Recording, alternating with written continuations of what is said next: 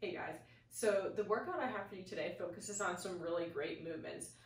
The total number of movements in this workout is actually only 3, but as you can see from the description of the workout, we're going to be doing a good number of sets and reps of the 3 exercises to really get some good practice with these movements.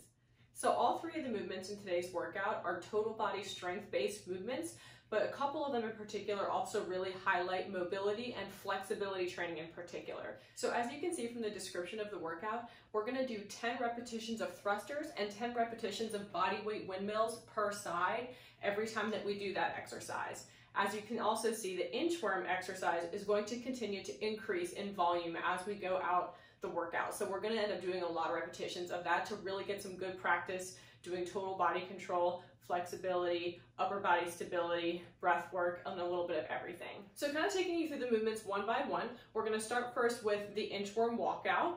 So I'm going to start from one end of the room, and what we're going to basically do is hinge forward from the hips to bring our hands to the floor, walk our bodies out until we're in a plank position or the top of a push-up position, and then we'll walk our hands back in towards our feet and finally stand at the end. So here's what that's going to look like. Hands down, walk your hands out to the top of a plank, and then you're going to walk your hands back in towards your feet, and then finally stand upright over the hips. Now, as you can see, I was trying to keep my legs as straight as possible throughout. That's really what's going to help maximize that hamstring flexibility. Now, if you have the space to travel and do your inchworm walkout, you can also walk the feet into the hands and then continue your inchworm walkouts in a forward motion. So I'll show you an example of that. We're going to put our hands down on the ground, walk our hands out to that plank position, walk our feet in towards our hands, again keeping the legs as straight as possible, and then once we can't go any further, walk the hands back out to the top of the next plank position. So in the workout, your inchworm walkout is going to start with just 5 repetitions at the beginning of the workout, and as you see it continue to appear throughout the workout, we're going to add 5 repetitions of it every time. In the final round of inchworm walkouts, you're going to do 25 total repetitions. So we'll get a lot of really good practice with this movement and promoting our flexibility training. So the next movement is the body weight windmill. So the windmill is a great movement also for flexibility, but also for mobility and particularly shoulder stability. So the windmill is going to incorporate some hip flexion as well. I'm going to end up showing you this from the front and from the side so you can see it a little bit better. But we're going to start with a hip hinge and a wide stance position. One arm is going to be up overhead. Now the arm that's extended overhead can also load some weight if you want to. A dumbbell, a kettlebell, like a little can of some kind of food, or something that has a little bit of weight to it to hold overhead just to increase that shoulder stability. But for now, if you're just starting out in this movement, start with body weight first. So other arm is going to extend to the floor. We're going to hinge from the hips, rotate the body as we drop down in that windmill position, turn and look up at the hand that's facing up to the ceiling. Then we're going to slowly come out of that position, rotate our chest and torso back to the front of the room.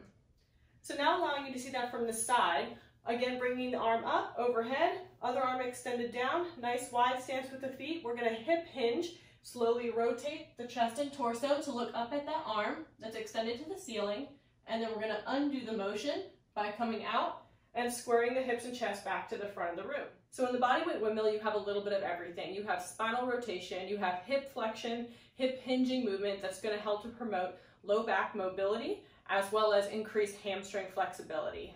Now, if you were to decide you wanted to increase the level of challenge of your bodyweight windmill and load a little bit of weight overhead, you can use something like a wine bottle, but just be careful with it because it is a precious commodity.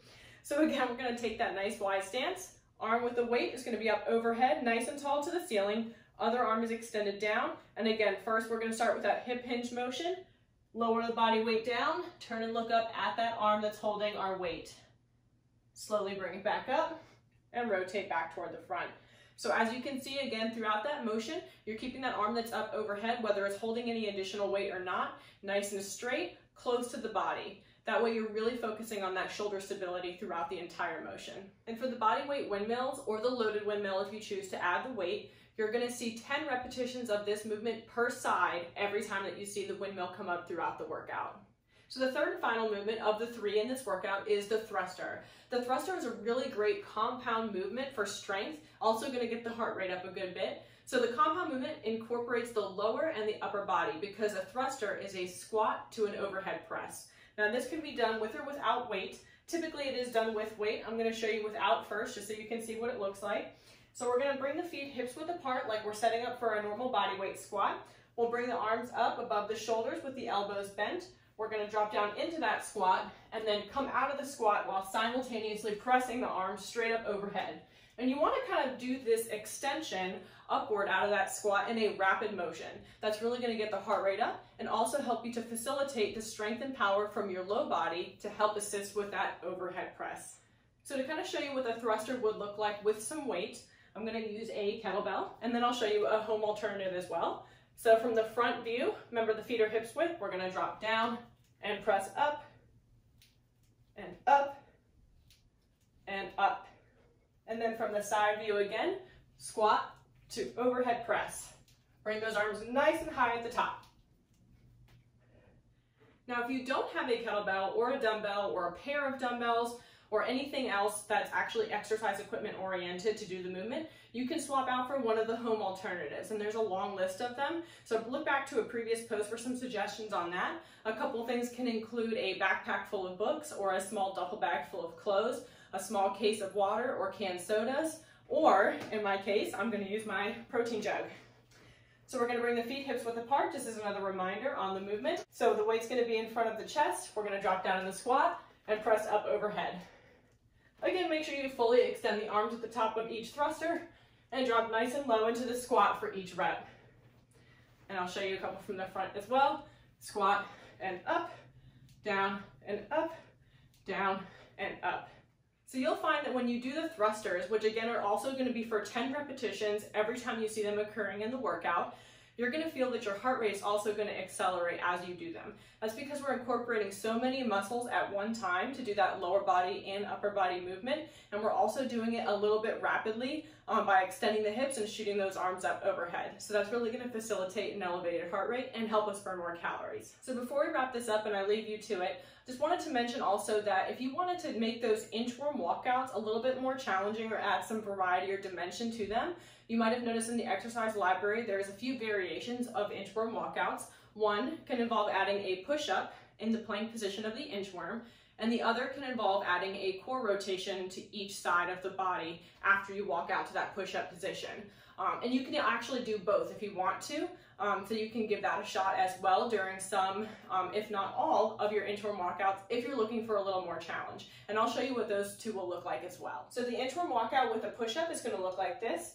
We're going to hinge from the hips, bring the hands to the floor, walk the hands out to the top of the plank or push-up position, and then we're going to do our push-up. And then we'll either walk our feet in towards our hands, or you can walk your hands back in towards your feet like we talked about at the beginning of the workout. Inchworm with core rotation is going to be kind of similar. It's going to involve a little bit of torso rotation to work the abs and the obliques in this case. So again, hands down. We're going to walk the hands out to the top of the plank or push-up position, and then we're going to rotate to one side, fingertips to the ceiling, plant the hand back down, and then alternate to the other side, fingertips to the ceiling, plant the hand back down. So you guys will be doing a lot of these inchworm walkouts in today's workout, so definitely feel free to kind of get creative and mix up, adding in some of those push-ups and core rotations to challenge yourself, as well as incorporating some inchworm walkouts in place where you walk the hands back in towards the body, also where you walk out and continue to travel, where you're walking the feet in to meet the hands like we talked about at the beginning. Now remember that inchworms, windmills, or any other exercises that incorporate flexibility, mobility, balance, and total body control are really, really important in the world of functional fitness. They help keep us strong and resilient to injury in everyday life and the everyday movements that we do. Flexibility training in particular is super valuable for those of us who spend a lot of our days sitting or hunched over a computer and a keyboard. It just helps to restore the natural length of the muscles and helps to prevent injury and helps to keep us a little bit more lubricated and easy to move and do our daily activities. So good luck and have fun.